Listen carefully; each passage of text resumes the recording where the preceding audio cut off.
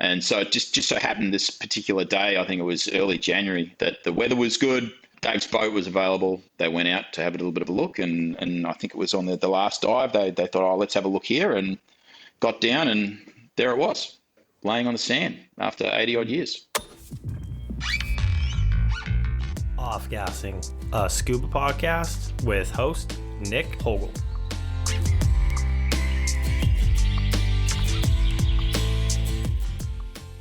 From conception to reality, it's difficult to fathom how many lives cross paths with the HNLMS K XI.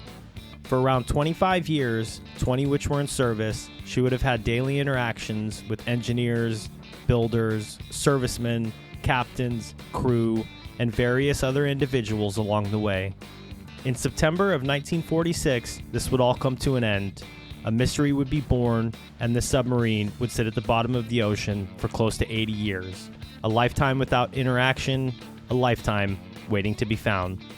In 2025, a team of dedicated divers known as WreckSploration would solve the mystery and through photogrammetry bring back to life the HNLMS K XI. In this episode, I speak with WreckSploration team members Gareth Glasgow and Martin Bovingdon as they take me through their journey in discovering this lost piece of history. A look into their methods, safety protocols, building a community, and their goal of sharing wrecks with everyone. Please enjoy. Guys, welcome. I'm here with Gareth and Martin from WreckSploration. If you guys just want to do a quick intro, we'll start with you, Martin, and then go right to you, Gareth. Yeah, so I'm one of the members of WreckSploration. Also an honorary Aussie from the north of England originally, and I guess my diving career started about 20 years ago out in the Caribbean and has taken me around the world. And now I'm here discovering the delights of the deep dark places off the coast of Western Australia. Awesome. Yeah, so I'm Gareth. And I guess my when I started diving, I think started with a tri dive in Bali. I think when I was 24, sort of got into that. Was first wreck dive was the Liberty, and then had a bit of a big break between when I got back into it. Got back into things seriously in 2017, and then realised that I loved wrecks, and that was really where it's brought me to you today. So just a quick backstory. So, or I'm curious to know, because you guys were just chatting about it a little bit before we started recording. How did you two meet? Well, okay. So, if you don't mind, Martin, my recollection of the situation anyway is as long ago as it was. I think at that point I'd got my first set of twins. Got onto the charter boat and looked around, and no one else had twins except this guy. So we just got buddied together, and I think Martin hadn't been in the state very long. So we basically just got partnered up because they thought that's all too hard. You guys can go together over there. And that was it. You know, the dive was easy. It was great. And we've been mates ever since. Yeah. Yeah. It was probably, I reckon, the tech diving community in Perth about 10 years ago it was there, but it was sort of kind of still just emerging. And there weren't that many people around that were regularly diving twin sets. And yeah, like Gareth said, that first dive, we just got buddied up together on the boat. And but then from then on out, it was kind of like, just flicking messages, kind of like, you want to head out today, you want to do this, and it kind of built up where, as it is with tech diving, it's always good to dive with the same people regularly and kind of build up that team and levels of trust, and it kind of just went from there. I don't know how much I trust Gareth still, but I was going to say, I seem to recall it was we talked as much as each other and made each other laugh. I think that was one of the key aspects. Oh, that's a great story right there. Insta buddy to insta friendship to lifelong friendship. I love it. I absolutely love it. And then speaking of the tech community, what possessed you to get into that sort of diving? I know it's a little bit different for everybody, but because obviously the area that we're about to speak about there's tons of wrecks. So I'm assuming that is, the motivation for a lot of people to get into it. But, some people just want to go deeper, stay longer.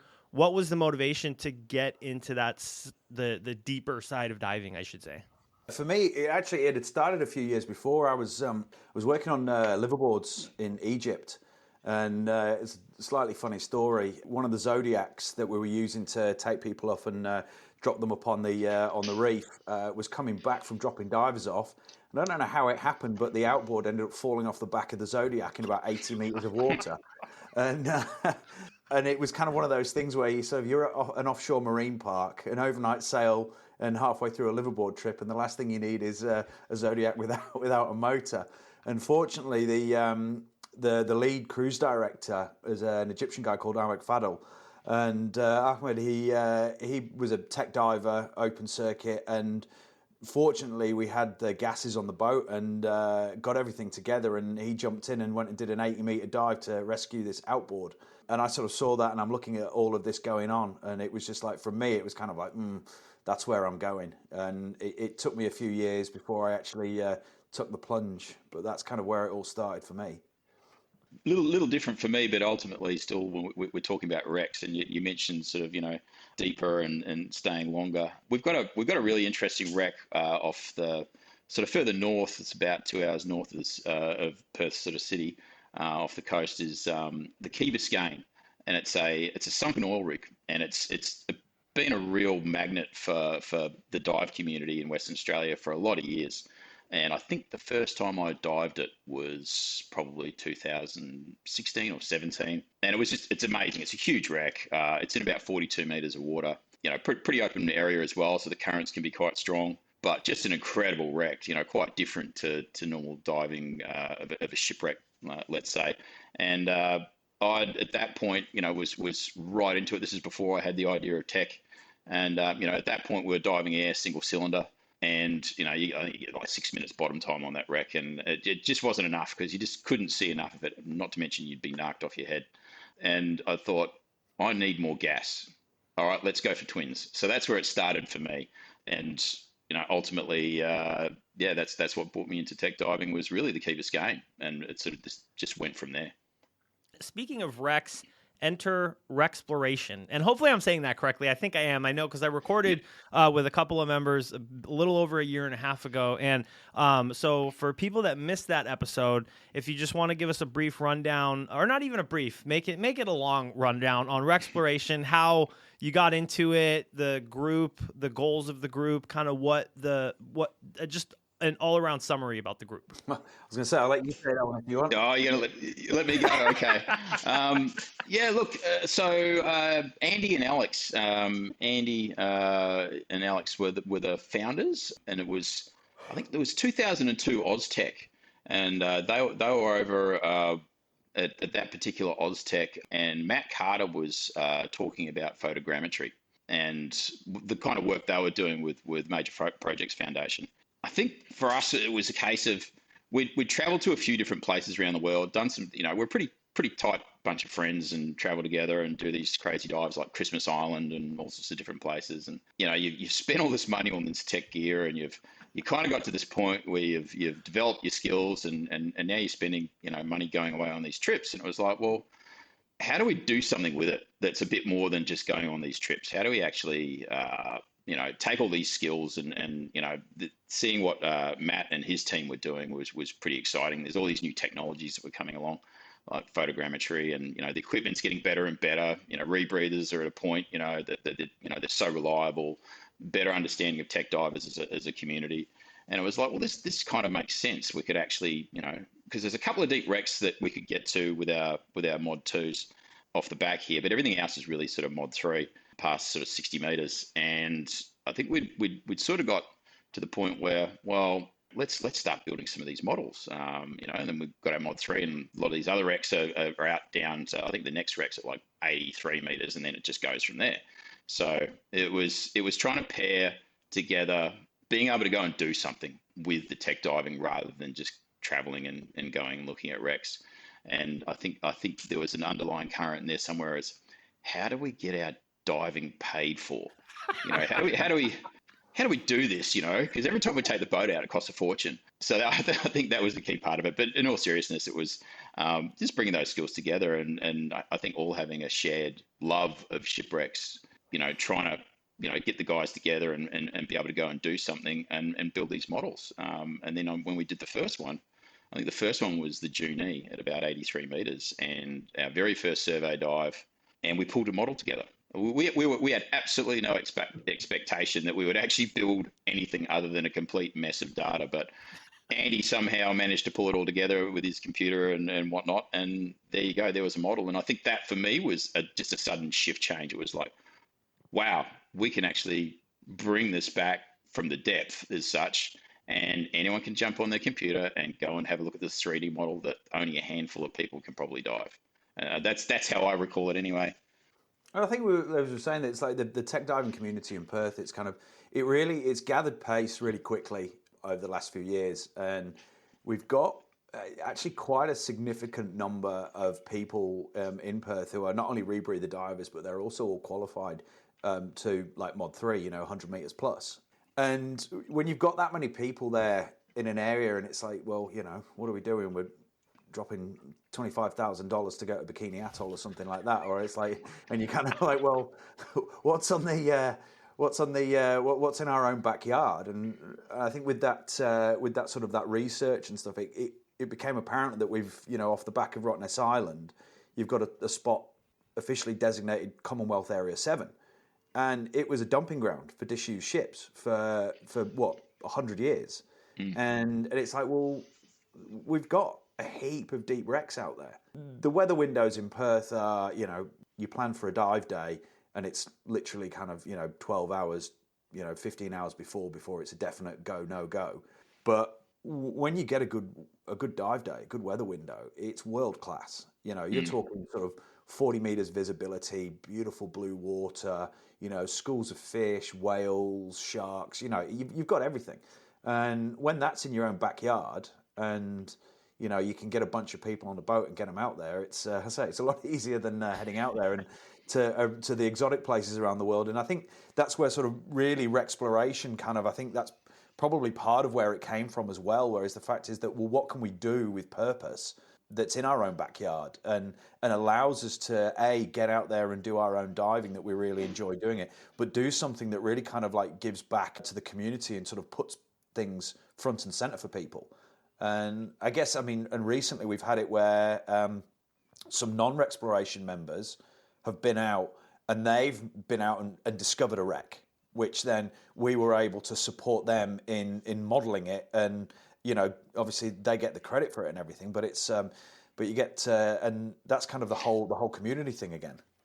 So I was reading a little bit about, it's funny because just the name of it, the Rottnest Ship Graveyard, as it is listed on Wikipedia, it's got like an eerie kind of sound to it, but so that's been a dumping ground for quite a long time, and there's tons of shipwrecks there. How did it become like? Was it just like, okay, this is an area we're gonna decommission ships, sink them? It's the easiest thing not the easiest thing to do, but the easier option, I should say. Is there no record on what's been sunk there? Is just kind of a free for all? Do you get people that just go there and sink ships? Like, how can you tell me a little bit more about the shipyard? Yeah, absolutely. So I can't remember the exact date that it started, but it did pretty much have that 100-year window there.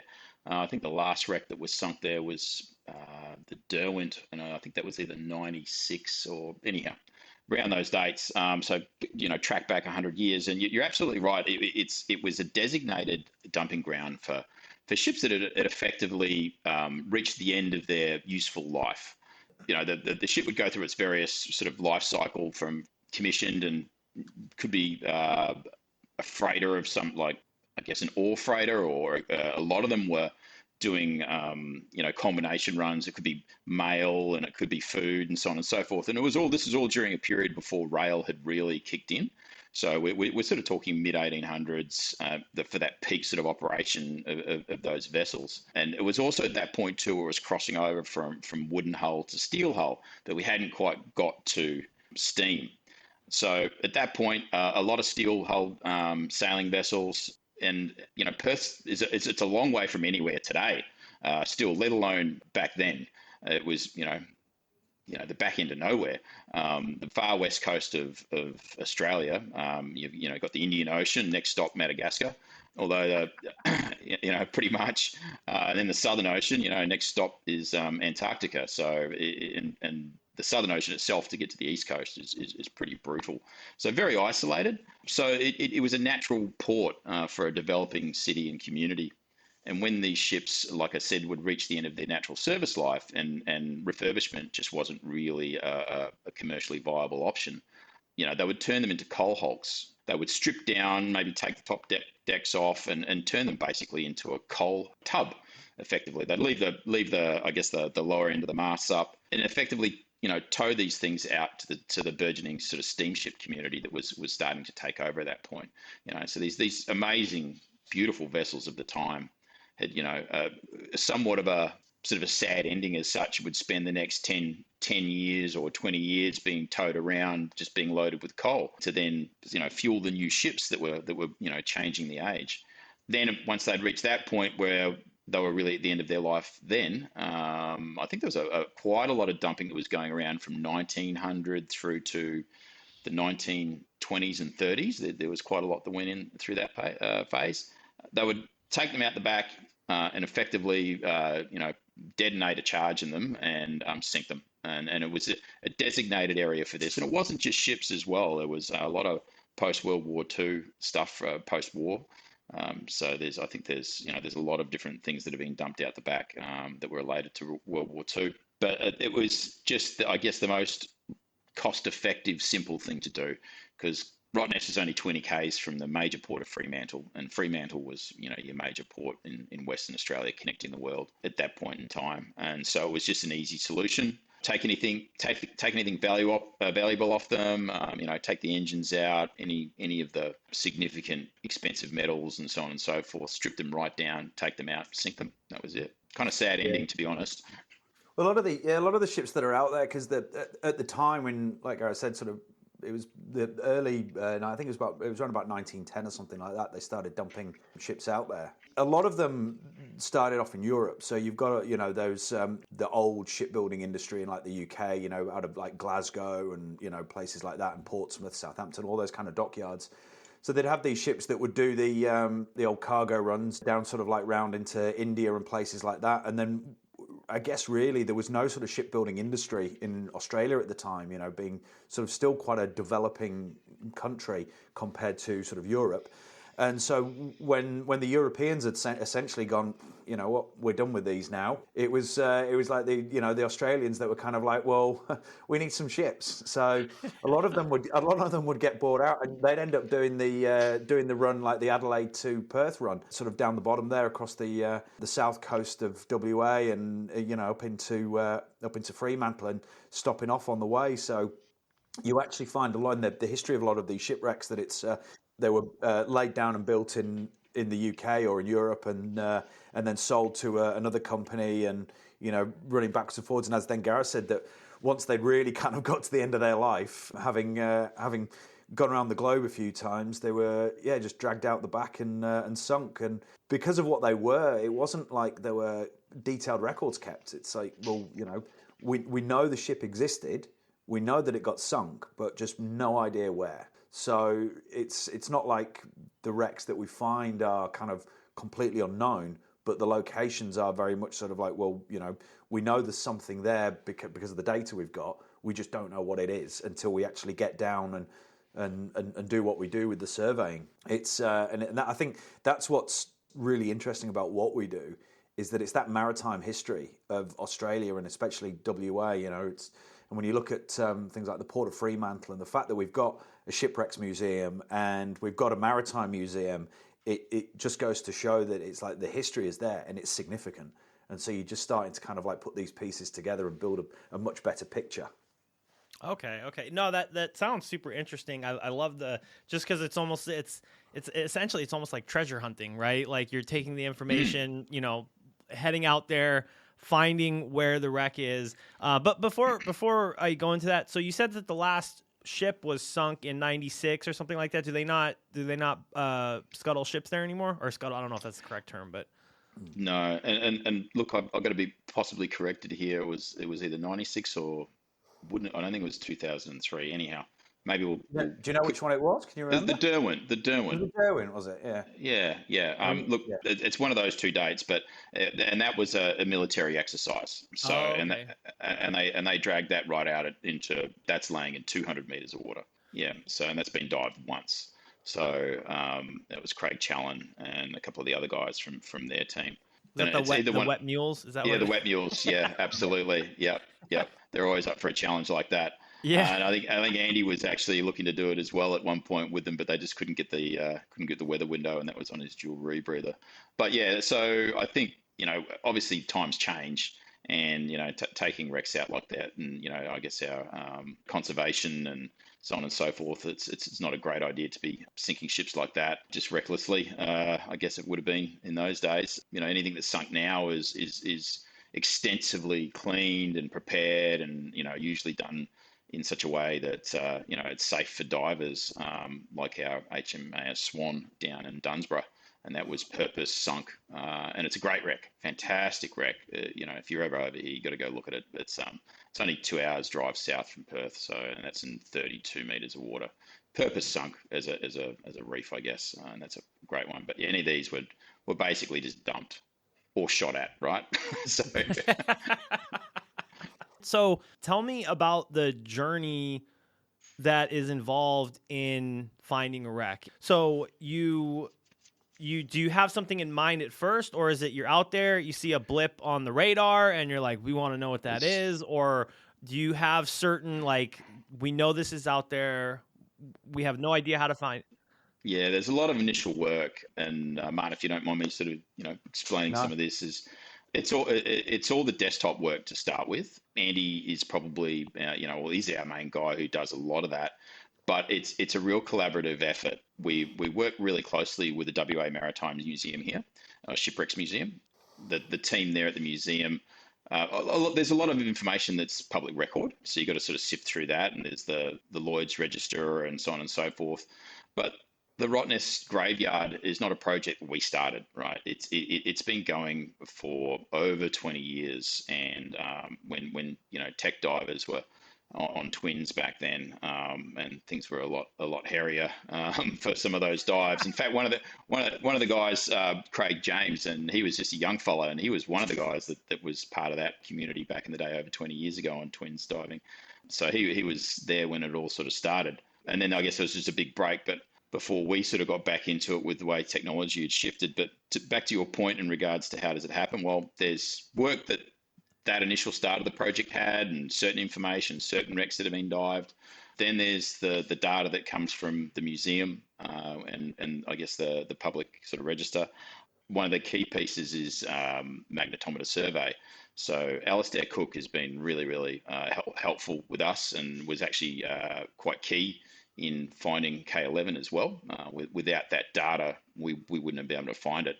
But I think the magic of it is taking all this data and then overlaying it on maps, and then trying to find errors or common errors. Like one set of data has a common error that might be 100 meters too far west, and then we'll go and find something and then recalibrate the rest of that data and then overlay the next set of data, and then all of a sudden there's a target of interest. And that's kind of how you dial it into, because what we don't want to be doing is heading out there and just running around and trying to sound. Obviously sounding's pretty important, or side scan, and but we don't all have the luxury of that, particularly in some of our conditions. So all starts on the desktop, picking sites of interest. Some of them, before we dive them, were already known, had been dived before. So those were our first wrecks we really went out to do, because we knew what it was, we knew what the site was like, other divers had dived it. So there was, I guess, a better sense of control over that to then go down. And whilst we were still learning how to survey, once we got better at that, we then started to look to other sites that were of interest, and just ticking them off the list.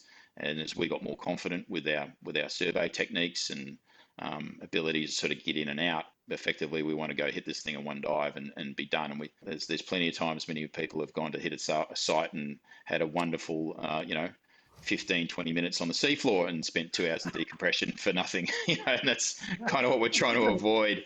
That doesn't sound like us at all. Yeah, exactly.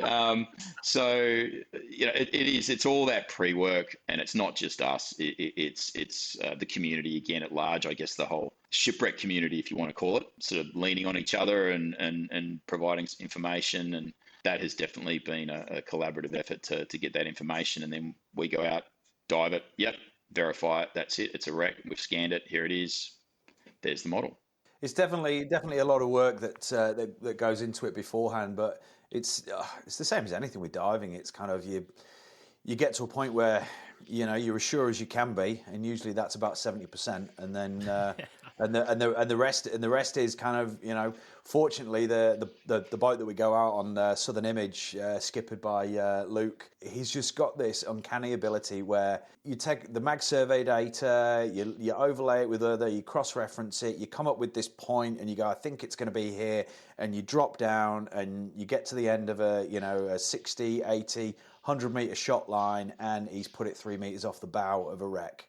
And every time. It's like unbelievable. So and it's that thing where leaning on, like Gareth was saying, we've got people like, on one side, we've got people like Alistair Cook, who's providing this mag survey data, and he's the expert in that kind of stuff. It's certainly not us. We lean on people like that to be able to provide that information, and like Ross Anderson at the Maritime Museum and things like that. But then on the other side of it, there's the people on the operation side of things, like Luke, who's an exceptional skipper, and Dean, his deckhand. It's like they're part of the team.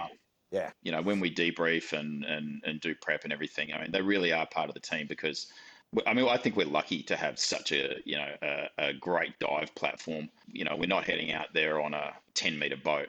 We're actually heading out there on a 60 odd foot boat that's actually set up as a commercial dive vessel, and we use that as our platform. So that just makes things so much safer and more predictable, and then with having a good crew like that who knows what they're doing, all that stuff's not for us to worry about. Obviously there's the pre-work, but we can just think about the diving and know that he's going to put that shot right on the wreck. If anything does go curly, he knows what he's doing. So that's a real great asset to have. So we don't take that for granted.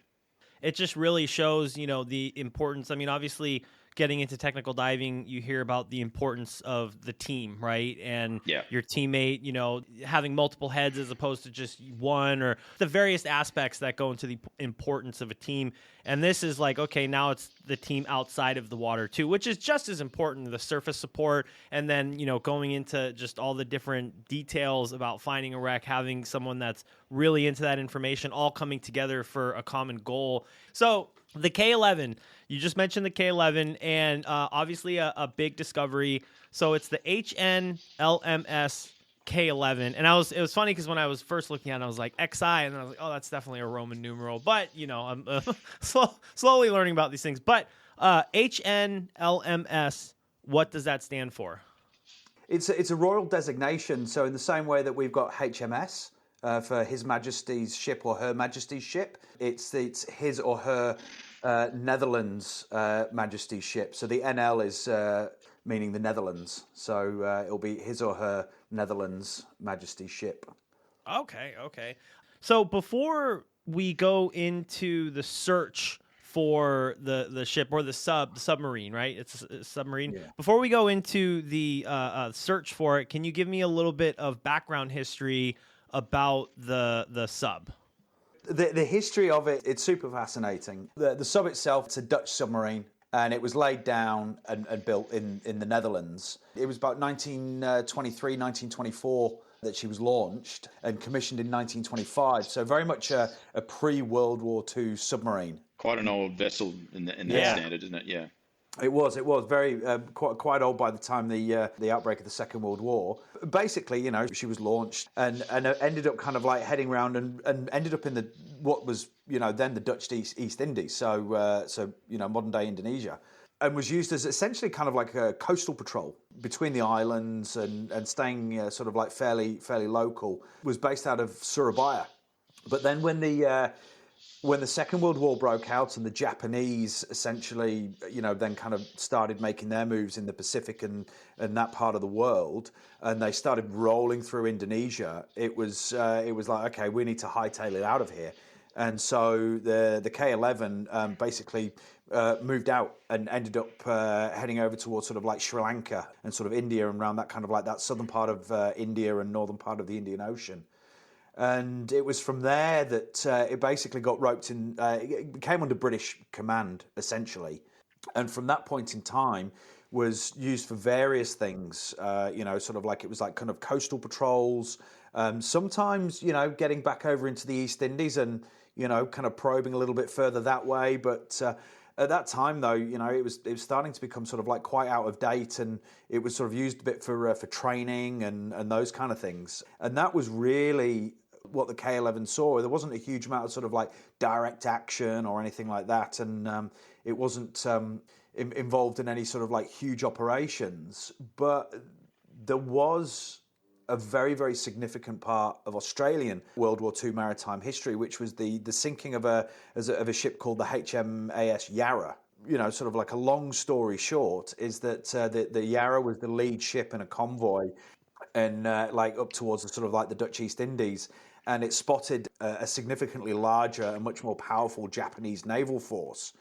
And the skipper of the Yarra, knowing that they were heavily outmatched, outnumbered, outgunned, weren't going to survive, turned the ship about, guns about, and went straight for the Japanese fleet in order to basically lay down a screen for the other vessels to be able to escape. Unfortunately, it ended in tragedy, and every single vessel was sunk, including the Yarra. There were a number of survivors from the Yarra that spent, I think it was 5 days, floating around the ocean, resigning themselves to the fact that they were probably going to die at sea.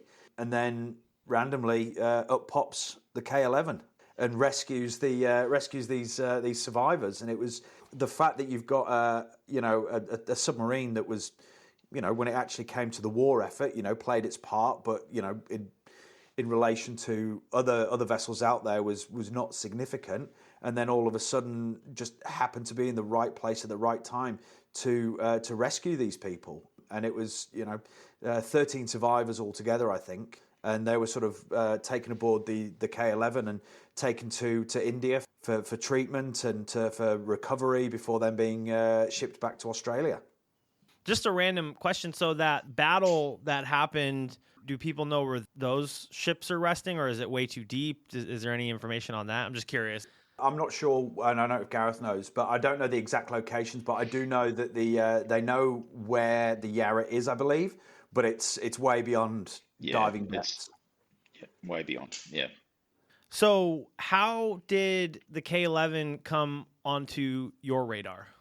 So there's a few different, I guess, stories or targets of certain things that are missing that are believed to be in the graveyard, and the submarine was definitely one that was probably well known. I think that our Navy was aware of it. I think there'd been a range of different people looking for it. Again, it was scuttled, so it was purposely scuttled. It's spent a fair bit of time in Fremantle Port. I think at one point it sunk when they were trying to move it from one location to another, and it was finally decided that okay, we're going to dump this, pulled the engine, the batteries, and everything out of it, anything expensive, was towed out and believed to be somewhere in deep water in the graveyard.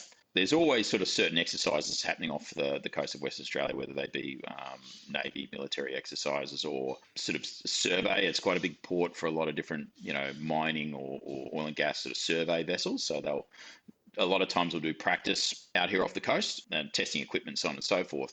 And I think the whole time there's a lot of people being, okay, well, it's got to be out here somewhere. As it turned out, it wasn't actually in the graveyard. It was a lot shorter distance. It was sort of more directly south of Rottnest, so probably, I think it was 6 kilometres or more, I believe, or with those nautical miles. 15. There you go.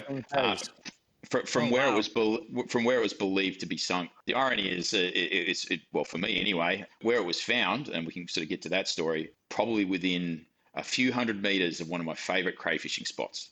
that I've been diving for years with one of my good mates, James, in 40 odd meters of water. And, had we gone west, maybe a couple of 100 meters, it's right there, right, just laying there in the sand. And, we wonder, what happened? Was it a fact that it was being towed out and maybe it started taking on water? Because where the engines had been pulled, there was big sections cut out at the top of the hull. So, depending on conditions, could have been taking on water. I think Andy's favourite story is maybe that, it was done on night shift and or maybe it was just time to head back to the pub was a much better idea. So let's just sink it here. But it definitely not in the graveyard where it was expected to be. So it remained, quite elusive for a long time. And it was really found through that magnetometer survey, cross-referencing. But with the process of elimination dives as well, because we started to find a lot of these wrecks and had found this error in certain data and then started to line things up, and we started all of a sudden hitting all these wrecks that were allegedly this far, west, and they actually weren't. And so we started hitting these other sites. Coming back from a certain dive out deep, we would spend a bit of time just doing some side scan with Luke, try and get a better understanding or definition of what this might be, because, there's a lot of times it's just a good old lump of coral. Basically, process of elimination would start piecing those in. We'd go and dive at the end of a shallower dive or whatever, and, just do a quick splash and go, okay, no, that's not it.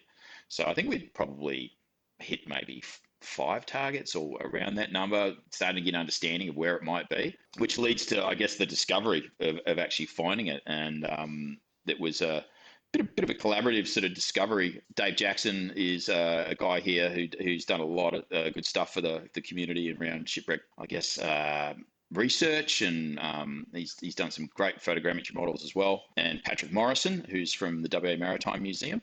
And so it just so happened this particular day, I think it was early January, that the weather was good. Dave's boat was available. They went out to have a little bit of a look. And I think it was on the last dive. They thought, oh, let's have a look here, and got down, and there it was, laying on the sand after 80 odd years.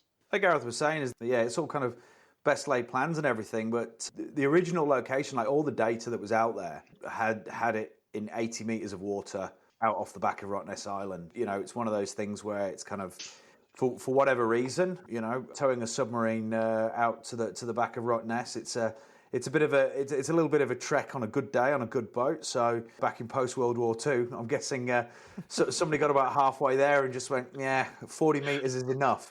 This'll do. Let's go. What do you reckon, fellas? Right here. The light's going down. So however that happened, as Gareth said, it was 15 k's south of the rough area where people thought it was. So, anybody that had been looking for it previously was just, they were way off. And the site that it was at was, from the magnetometer survey data, it was an identified site that there was potentially something there. Yeah. And it was, at that time, it was known as Site 45. And we actually went out and we dived Site 45 previously, probably not long before.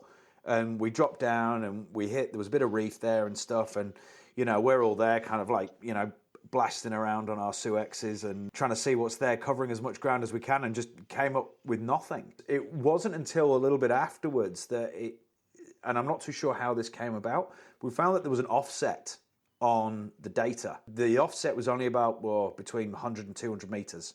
So as soon as we applied that offset to the data, we would drop down and it'd be like, oh, there's a wreck there. Oh, I think we found about 3 wrecks in quick succession. I think there was the Thornley Bank, which is a great wreck, and then the County of Caithness. So the County of Caithness, there's a great story behind that, and I think there's 26 odd wrecks out of that, or ships out of that fleet. And we recently had someone contact us from the UK who had seen our site and seen the County Caithness, and had then said, hey, look, I've actually written a book on this whole fleet. And that particular vessel was laid down in Glasgow and gave us all this information, corrected us on some of the data that we thought, or some of the history. So again, just through those little findings, getting some global reach, and people then coming back to us with more information, all the stories, and connecting all these stories together. So that particular area was I think over a period of, I think it was only like 4 months, we found 3 significant finds, just because of this data error, and also the fact that it was only in like between 40 and 50 meters of water. So a lot easier to spend a bit more time and find these wrecks, or just dive more frequently on the way back from one of our deep dives. Someone else on the boat might have a bit more time to get in there. Yeah, absolutely. And so, we'd already been on the site, but as soon as we applied that offset, and as Gareth said, it was a nice day. I think it was even like the 1st of January or 2nd of January or something like that. It was like really early in the year, and I remember it was kind of like it was the first because I remember I'd just been. My sister-in-law works for a local radio station, and she'd dragged me into the studio to do a quick 20-minute piece on radio about WreckSploration, and they'd asked about if we'd made any significant discoveries, and I got in the car. And all of a sudden, I got Andy gives me a call, and he's kind of like, and he's like, I was like, hey mate, how's it going? He's like, we found the sub, and I was like, what? And it's like, what's going on? It's like, and so it was, and all because, and I'm there thinking, is like, literally, we'd been on this site, we were there, we checked it off, and thought, nah, nothing there. It's just an anomaly in the data, and then it was obviously, with this offset and the data correction, it was like, no. Let's go back and do this again and have a look. And it turns out there she was, just sitting on the bottom in, just beautiful wreck, in just surrounded by sand. Who caught the data error? Who caught it? Like, how did it get found? Really, it was Andy spending that time. He found that error a little bit with, I guess, or our actual site verification, saying, okay, something's wrong here, and then I think we'd found one by chance that then that was the datum, that was the correction of that data set that then all of a sudden freed up a whole heap of other wrecks. But again, with Ross Anderson and the team, Deb Sheffy from the museum, really spending a lot of time, back and forth. And then also, Alistair Cook's magnetometer survey. So those different sources, and then actually ground truthing was the other key, and spending the time out there to actually find it. Oh man, I absolutely love it, because it's like you were saying, it's right by one of your favorite fishing spots. You were over there just cray right fishing, a little bit fishing. Cray fishing. Sorry, cray fishing. Sorry. Big difference. And yes. But no, that's amazing. That must have been quite the exciting, once it was found. And then at that point, you're like, okay, let's go down, let's document this. Can you tell me about the process of photogrammetry and what all goes into that? It's well, I mean, I'll give you a quick overview, and Gareth can probably tell you a little bit more detail about the rig, because he can take credit for the design. Fortunately with Gareth, he's like, we've got a former machinist on the crew, so he can he knows what he's doing, that stuff. But essentially, so with photogrammetry, it's essentially taking however many images you need. Obviously, the larger the object, the more images you need, and then feeding it into some computer software which uses the depth and sort of parallax and things like that from offset cameras to pull out the depth data, stitch all the images together, and create a 3D model. And which there's a website called Sketchfab. Photogrammetry is nothing new. There are thousands of people around the world that do it, and hundreds of models uploaded. In a previous life, probably I don't know, 15, 20 years ago now, I used to work in film and television, and they used to use photogrammetry all the way back then for various things. But anyway, so going down and having these rigs built around Suex DPVs, drop in the water, and then basically go backwards and forwards over a wreck site as if you were kind of mowing the lawn, so up and down. And we operate in two teams of two. So one team will go kind of, say, lengthways, and another team will go widthways. And at the end of it, capture all the data off the cameras, feed it into the software. Now it takes probably about anything between sort of 24 hours and 4 days sometimes. I can't remember how long the Key Biscayne model took. Yeah, that was about a week, yeah. Yeah, about a week of processing time to basically bring it all together, which is definitely Andy's expertise. He's the IT wizard of the group. So that's essentially how it all happens. But the key thing is as well that working in those two teams of two people on each team, you've got one person who is basically driving the rig, and one person who is essentially the spotter, keeping an eye out for everything, making sure that we're keeping on track with our dive times and deco limits and all that kind of stuff.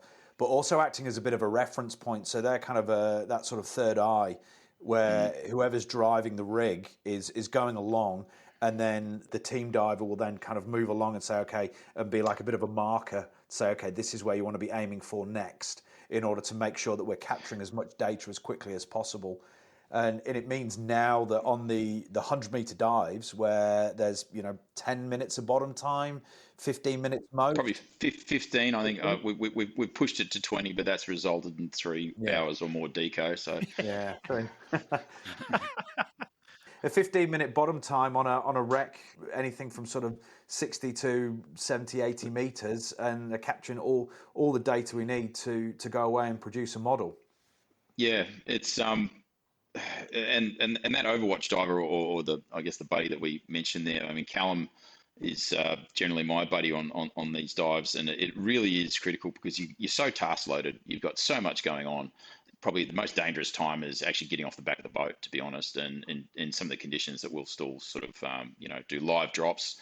These camera rigs, 4 big video lights, 2 GoPros, and we've sort of eked out as much as we can from the GoPros, and I guess the next step is you're going to more of the SLR style camera, and you're talking big housing. So we're thinking about that at the moment, and teams like Matt Carter, Major Projects Foundation, and the recent work with Inkfish, they've got that kind of gear, and but they've got a lot more time too to spend on these wrecks.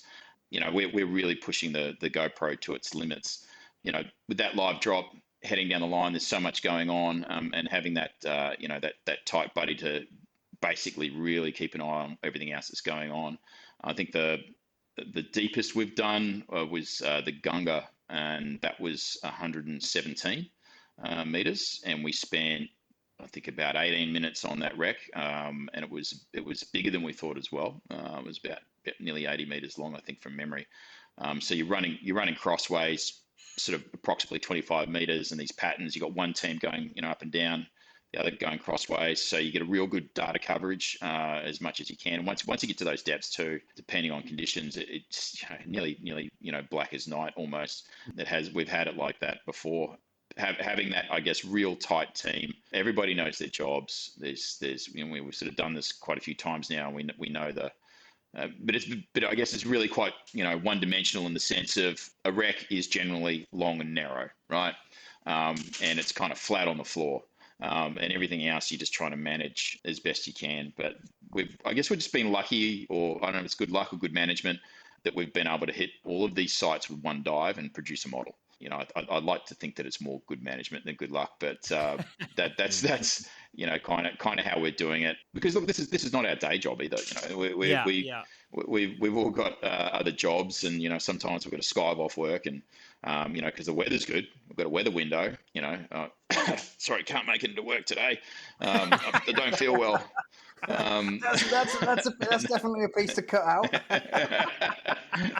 No, look, I'm lucky. Actually, my work's always been really flexible because and they're quite supportive too of doing community-based stuff, which we really believe this is. So get out there, do that, do the dive, and get back. So again, circling back to teamwork, the whole lot. It's very much the WreckSploration team. Everyone's got a critical role, and I just don't think we'd be as successful as we are without the combination of experience, skills in different areas, and tolerance of each other's personalities. That's a big one.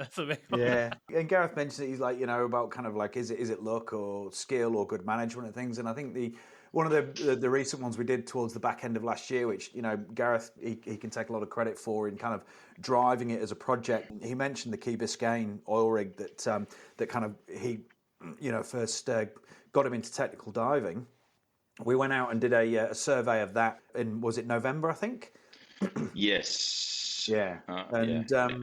No, sorry, it wasn't. It was April. I think it was April, May. It might have even been May. So we were starting to get into the last throes of the weather that we could hit out there. So it was even earlier than that. But the point with that is that what we ended up having to do is the size of the site.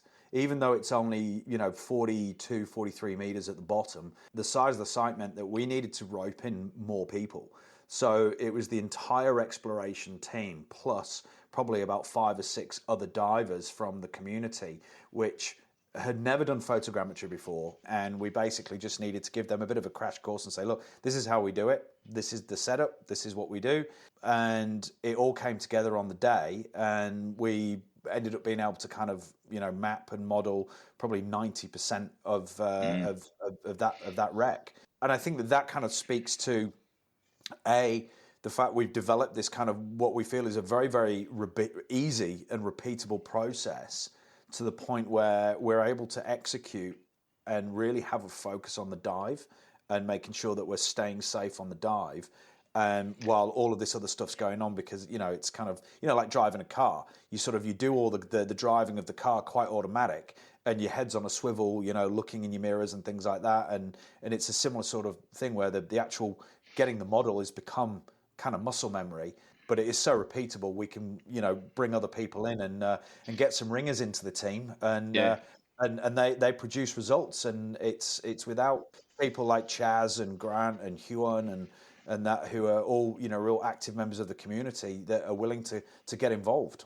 Yeah, absolutely. And we, you know, Emma Taylor, great photographer, got some great shots there, and one of our good friends, Kate, as well, you know, doing deck logistics. So again, you know, pulling people from the community in to help get that wreck. And I think it was, and because we all know the wreck, or most of us know the wreck pretty well, but it's about 150 odd meters long, and probably its width is probably 60. I'm pulling some numbers off the top of my head, but you know, and we had 3 primary camera rigs, and again, we managed to do that in effectively 45 minutes of actual video time. And we had a couple of equipment failures, and we lost one of the rigs and bits and pieces, but we still managed to pull together a pretty cool model, which to me again was you know, really showing that teamwork sort of approach. But you know, safety is always number one, and it's always the technical diving procedures and safety is always paramount. That's the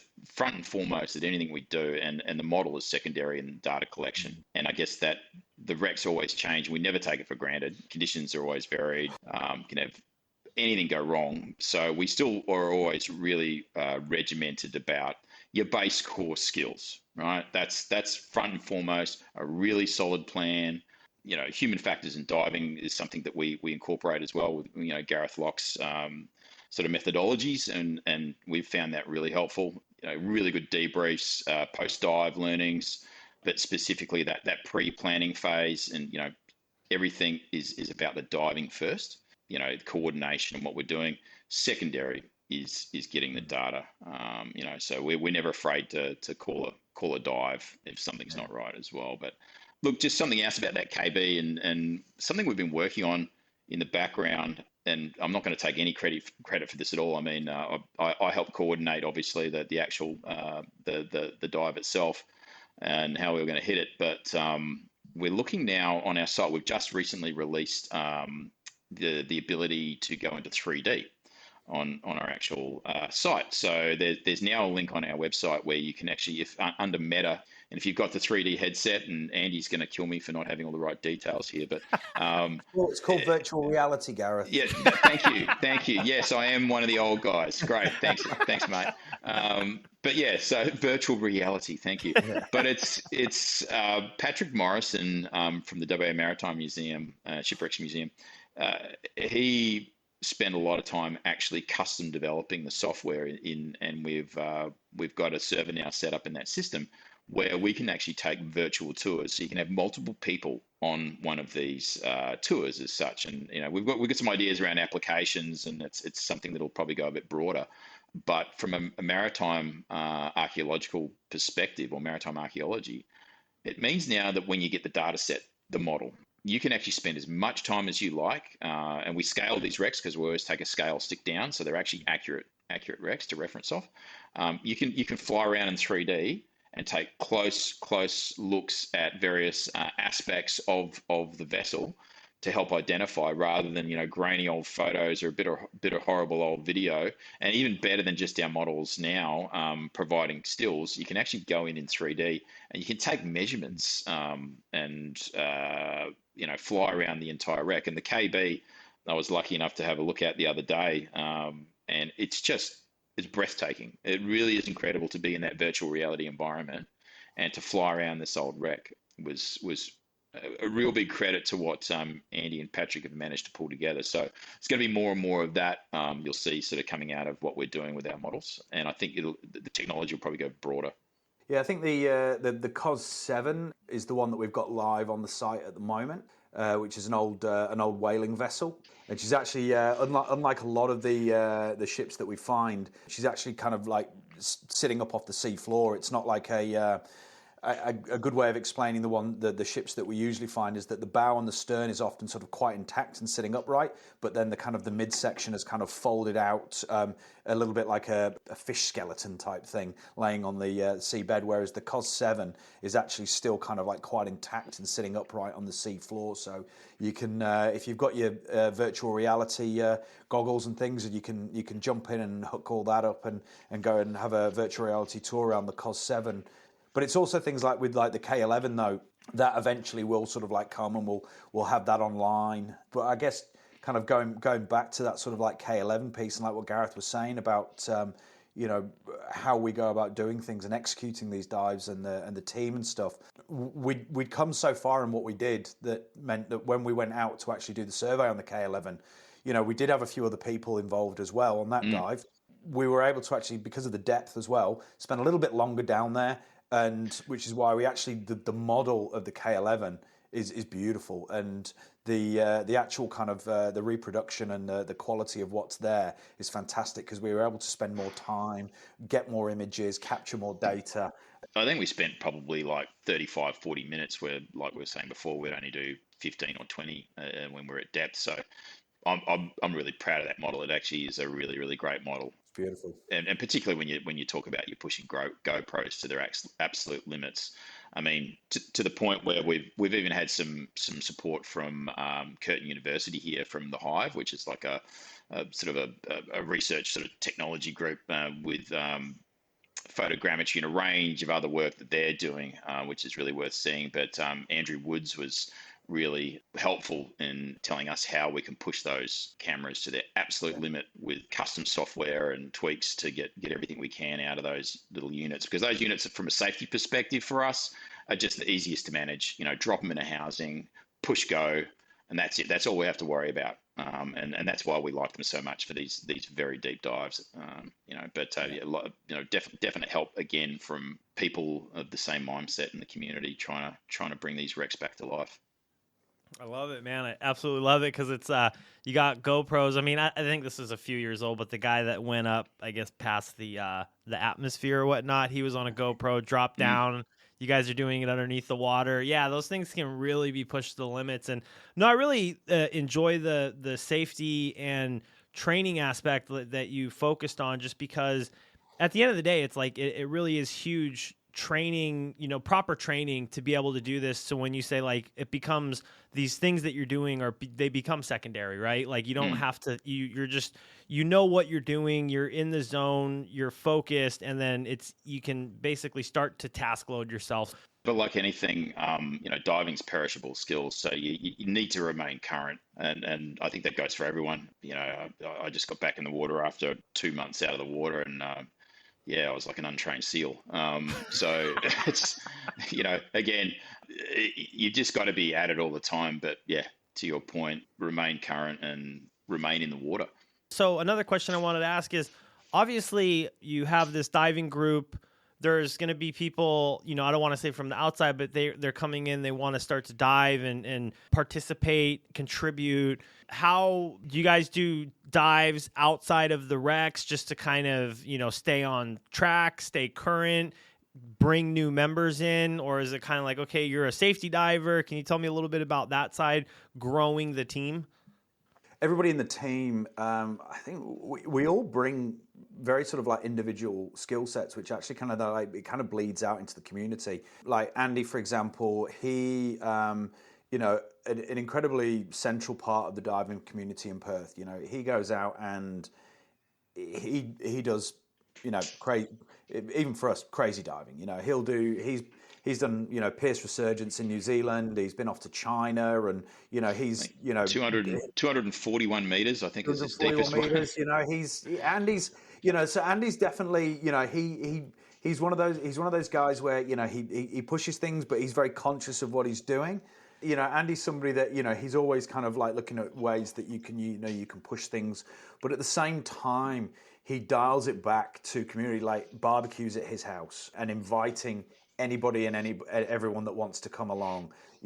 Friday afternoon beers at the pub, that kind of stuff. He's very much a linchpin around that kind of social side of things. But then on the flip side of that as well, you've then got Callum, who runs Dolphin Scuba with his partner Sarah, and they've been a mainstay of the Perth diving scene for many, many years. But Callum is also he's an instructor trainer, rebreather instructor trainer. Is the most experienced. You'd be hard pushed to find anybody that has got more experience than Callum out there.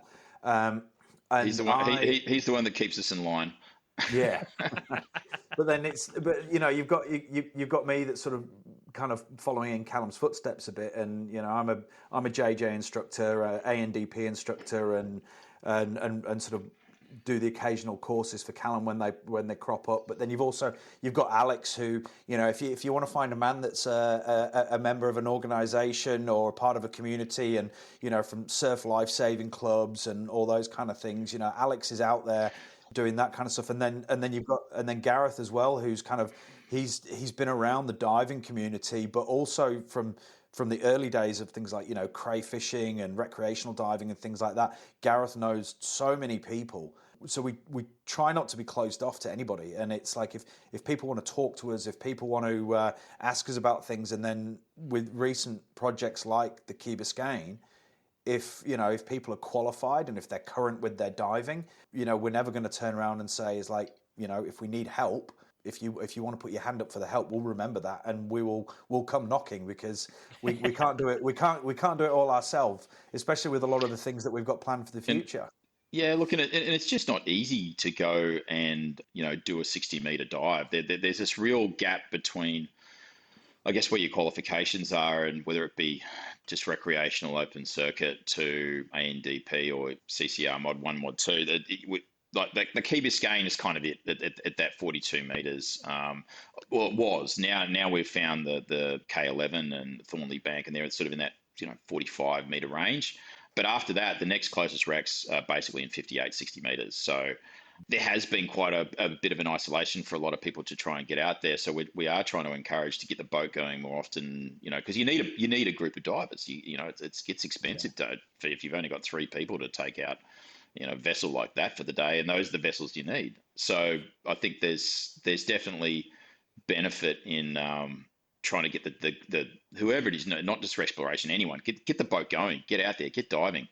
To your point as well, Martin, but you just need the currency and the qualification, because it's open water blue diving. It's definitely not tropical sort of 10-meter diving stuff. So the community here is really strong, and Andy and Alex too are really active in the cave community. So that they've got a network, and we've actually got quite a strong cave community here as well. And they'll head out to the Nullarbor and hit all sorts of different sites there, or travel around the world and do all the various caving. I haven't quite got the bug yet. I spent enough money on just wreck diving, let alone all the courses and everything else that goes with that.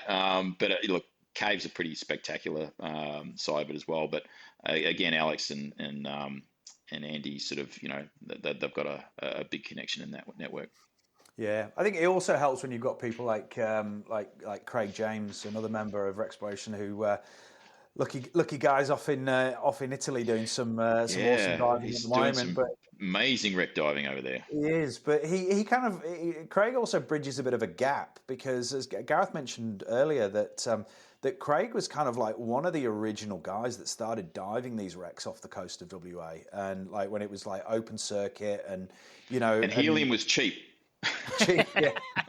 Helium was cheap, yeah. But so Craig was a part of that, and then he sort of, he stepped away from diving for a period of time, and then kind of came back into it. And so Craig knows a lot of kind of I guess you could call them the elder statesmen of the Perth diving community. And so everybody's got those different things that they bring to the table as far as kind of, being open to other people. And like Peter Ballalas, like he brought Peter in, and yeah, Peter has just this amazing archive of research that he's helped to provide with us as well. And he's part of that original part of the project, and was diving with Craig and Craig Challen, Craig James, and those guys open circuit. But there's definitely the network of people. Yeah, it's when you have these conversations, it kind of really jogs your memory, and it really makes you think about how actually amazing it is that what we've got here in Perth. It's like we are, the most isolated city on the planet, our own little corner of the world. And it's all of a sudden, when you really think about it, the access that we've got to, yes, you've got to put the effort in with quite a few hours driving, but you've got world-class cave diving a bit further inland on the Nullarbor. We've got world-class reefs and shallow diving and jetties and things like that, and deep shipwrecks, and it's all there, and it's literally just within, and the water's not cold. The water's not that cold. No, 24 degrees in the summer, and then you've perfect. you've got a city like Perth where you can go and you can do a 60-meter dive in the morning, and then by the afternoon you're sat in a nice bar having a Sunday dinner, overlooking the ocean. That's where the real decompression begins. Yeah. Awesome. So last couple of questions for you guys. So you had mentioned some future projects. Anything that you can talk about? Any other ships that you have your sights on? Yeah, look, for us, the Shipwrecks Graveyard has really been our focus the last couple of years, and we've probably got another 1, maybe 2 seasons left with that, and we generally only get 5 to 6 dives a year out there because of just diver availability and weather windows. So we're looking to roll off the rest of that. There's a few other things that are missing out there that we want to have a look for. There's the Catalinas are missing. There's a few other bits and pieces that probably can't talk about too much. But we're now starting to get well into 100-meter dives pretty consistently. So, and again, that's really pushing it. There's plenty of other wrecks around the state that to go and look at as well. And we're looking at the moment.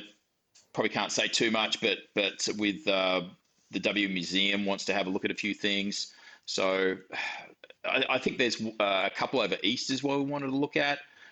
We've looked at a project sort of in the Pacific Islands as well, and again, sort of in sort of early stages, but again, mostly shipwrecks, focusing on that kind of work. Yeah. Photogrammetry survey really is, I guess, the key thing. Another one that's a little bit outside the zone is there's some university work around, I guess, lost coastline or sunken landscapes, and that's something that we've been sort of looking at in the background as well, and that's more 7,000-year-old coastline, looking at I guess structures and what used to probably be trees as stumps, and you can actually see the original coastline there. That's going more into our sort of traditional owner heritage and various artifacts that may be associated with some of that. So that's starting to get into the real submerged Indiana Jones stuff, in my view, the real archaeology. But it's again a bit of a slow burn. But we've probably got a busy couple of years ahead of us, and then opportunistically, whatever else might pop up along the way. Yeah, we've got. I think definitely. I mean, one thing that we know for certain that we yet to set a date for it, but there'll be a return to the Key Biscayne. We want to fill in that kind of like last 10% of the model for that, and really get that one closed out. There's a couple of wrecks that have not through WreckSploration, but a couple of other wrecks that have kind of like come up on the radar in WA recently. One off the south coast of Australia, and then just one a couple of hours south. but you'll have to go and watch season 2 of Shipwreck Hunters for that. So they're a group that we know, and we love the work that they do. And if we get the opportunity to go and dive some of the wrecks that they're putting on the radar, that'd be fantastic. And then like Gareth said, there's longer term, we've had conversations about something out sort of like in the Pacific, which would be great if that could ever come to fruition. And then a couple of wrecks over off the East Coast as well, which so that's probably a bit of an overview of that short to mid-term there for certain. Awesome. And then my final question for you, usually like to end on some sort of advice question. So you have somebody that just completed their open water training and they know that they want to get into shipwrecks. Maybe that's the reason why they got their open water training, and they want to do the deeper dives, the more technical stuff. What is the best piece of advice that you could give to that diver? I think your ambition and your ability. I think having an understanding of that. I definitely got myself into a couple of hairy situations with just, you don't know what you don't know. And I think as divers, we know things just get more complex the deeper you go. That draw to want to go and explore is really strong. If you get that lust for rust kind of scenario, but you just having that experience to understand that things can go pear-shaped pretty quickly, to take baby steps with that kind of stuff. But I think the biggest piece of advice for me is do courses, stay in the water, remain current, be open-minded to feedback, and just try and get in the water as much as you can and remain consistent. But definitely try and do as many courses as you can. But it's not a case of getting the ticket. It's really a case of getting that qualification and really working hard for it and putting the hours in, so that you're actually safe and comfortable in the water. You don't want to rush through anything, but hours in water and just understand your limits. I'd definitely echo that with Gareth. Is the hours in water, keep diving, keep yourself current, don't rush things.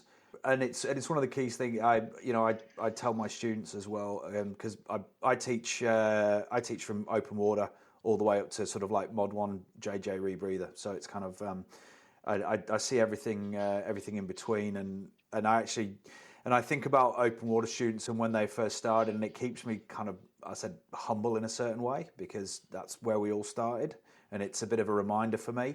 And so so taking it slow, making sure that every dive you do is within your comfort zone and within your limits. And when you go to take that step outside of your comfort zone, or to take that next step, do it with somebody that's already there. Don't kind of just go, hey, I've done a handful of 18-meter dives. I'm going to do my advanced, get to 30 meters, and then just with my buddy go and do a penetration dive on the Swan wreck down south. It's like, if it's your first time doing it, find somebody that's done it before, that knows what they're doing, and go with them. Learn from people. That's why we have this diving community. People are there to help you as well. Nobody wants to see accidents happen. So dive within your limits, and then once you're ready to take that next step, do it with somebody that's already there and got the experience. Awesome. Gareth, Martin, I absolutely appreciate you guys coming on to the podcast today to share the information. Tell us about the wreck and tell us more about WreckSploration. Thank you very much for joining the podcast today. Thanks, Nick. Appreciate it. Thanks, Nick. It was great.